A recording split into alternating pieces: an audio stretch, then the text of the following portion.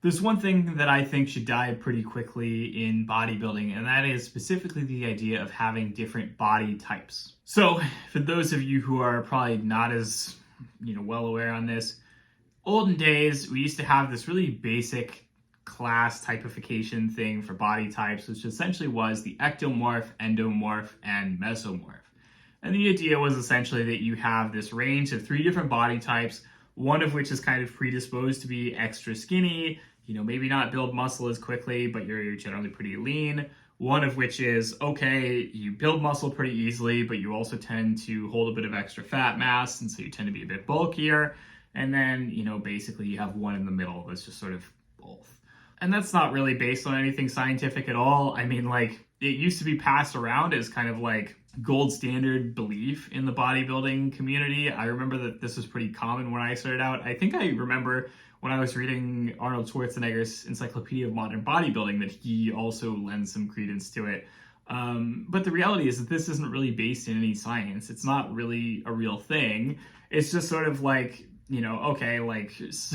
subjectively, we've just decided that we think that this guy is this type or whatever, right? It doesn't really necessarily give you any sense of how you could train. Ultimately, at the end of the day, the training guidelines are going to be the same regardless of what your supposed body type is.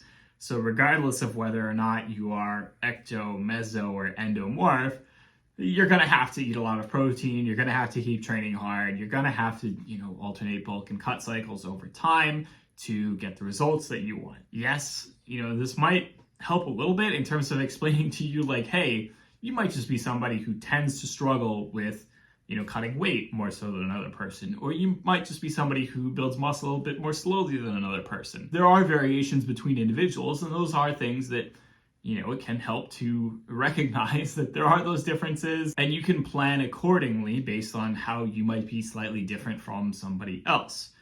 But a lot of that is going to be mental. It's not necessarily going to change your actual training practices too much. It's just more about psychology and understanding okay, I'm going to struggle with this thing. I'm not going to struggle with this thing. Going into this, I know that.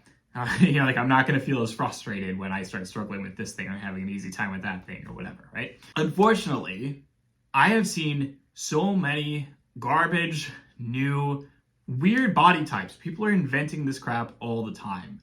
And it just drives me up a wall because, again, there's not really any scientific basis for it.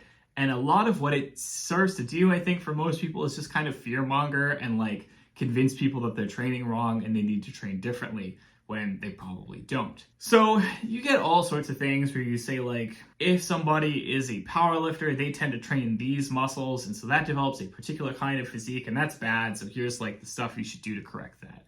Or, oh, if you train too much arms, then you get really big arms relative to everything else in your body, and so that's a bad physique type, and here's what you need to do to correct that. I think that at the end of the day, a lot of what happens in the fitness industry is that you are pathologizing normal variations or normal differences. What that means is that yes, there's some normal variations in terms of physique, in terms of the way people train. That's not necessarily a problem, but if you make it a problem, if you say, hey, that's a problem, I've got a name for it, then other people will start worrying and they'll be oh my God, how do I solve this problem? And of course, you're there to offer them the solution.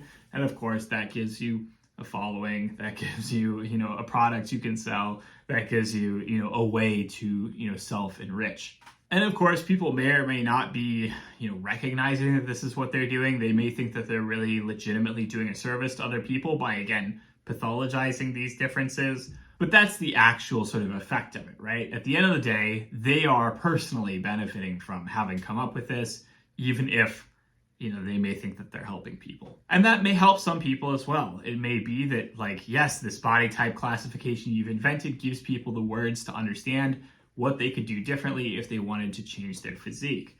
But again, most of the time, that's not what it does. It just makes people worried. So I am a part of the Stronger by Science group on Facebook. Wonderful community. We have this on-running joke about this one guy who keeps popping up in the group because he sees every single little weird body type classification that somebody invents, and immediately this guy goes, oh my God, that must be me. What can I do about this? And it just drives this person completely up a wall. And then he comes to the group worried about it and like super exaggerating all of his, like negative feelings about this. And then basically everybody in the group is like, okay, we don't have any evidence that this is what your physique is. You haven't shown us any photos. We don't know if, like this is a real thing. It sounds like you're just kind of pathologizing normal differences. It sounds like you just need to keep training and, like maybe add in some accessories to focus on lagging body parts if you feel that there are parts of your physique that are underworked and so on.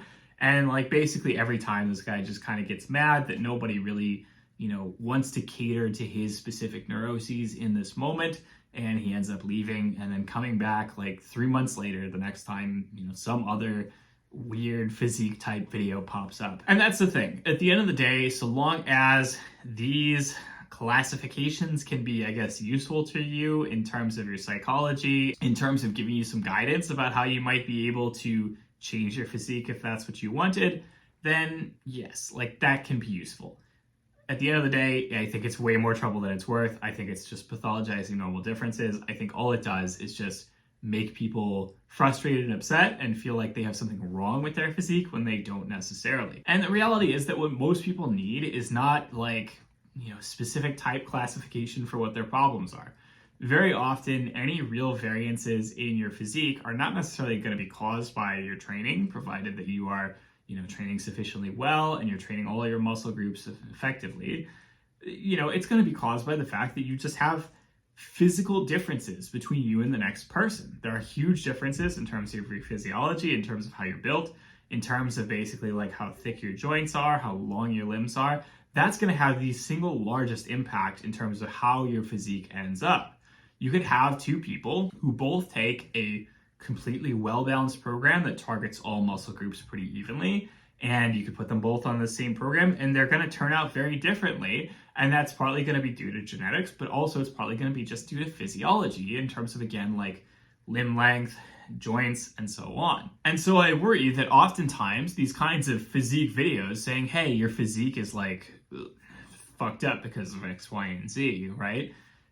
What they're doing is they're potentially looking at things that are actually not things that you can change. They're things that you can't change. They're just normal features of your physiology. And they're saying, hey, if you do, like enough bicep curls or whatever, that's going to fix the fact that you just have, bad physiological setup for building muscle mass in your arms. And then you're going to waste a lot of time thinking that you can do that. And then you're going to be extra frustrated when ultimately you don't see the results that you're looking for. So at the end of the day, I really don't think it's a good idea to worry too much about your physique, body type, whatever.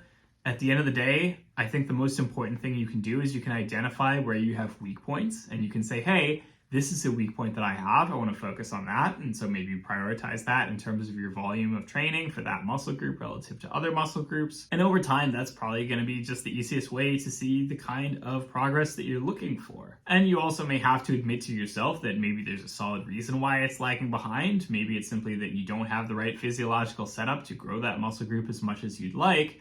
And, plan accordingly. If you're never going to be particularly strong with a particular muscle group, or you're never going to be, particularly good at developing muscle in that muscle group, okay, maybe you don't focus on that as much. Maybe you do focus on your strengths and you continue to hammer those and get even better, and you don't worry so much about the fact that you have some natural weak points. That is all for this week's video. I hope you've enjoyed it. As always, don't hesitate to like, comment, subscribe. I will talk to you all next week. Have a good one.